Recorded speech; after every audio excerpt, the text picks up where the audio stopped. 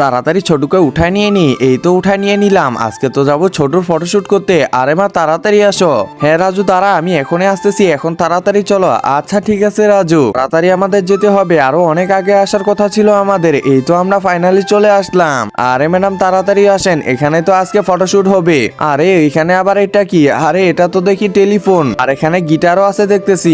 আরে ছোটু এখানে বসে পড়ছি, এখানে তো ফটোশুট করলে অনেক সুন্দর লাগবে। হ্যাঁ হ্যাঁ ওইভাবে করেন। আরে বাহ, এইভাবে তো ছোটুর অনেক সুন্দর সুন্দর ছবি আসবে। এই তো ছবিগুলো অনেক ভালো আসতেছে মনে হয়। আরে ছোটু সোজা হয়ে দাঁড়ায় থাকতে পারিস না নাকি? আরে এই ছোটু যে, আরে এটা আবার কি? এবার তো এখানে বসিয়ে দিব ছোটুকে। এই তো বসিয়ে দিলাম। আরে এই আবার কি শুরু করে দিল? ভালো করে বসায় দিতে লাগবে। এই তো দিয়ে দিলাম। একজন মা কতটা আপন হয়ে থাকে, যার মানেই তাকে জিজ্ঞাসা করে দেখো। তো দেখা যাক বন্ধুরা, এই মায়ের জন্য কে ভিডিওটিতে লাইক এন্ড সাবস্ক্রাইব করে। আর যারা মাকে ভালোবাসো না, তারা ভিডিওটি থেকে দূরে থাকো।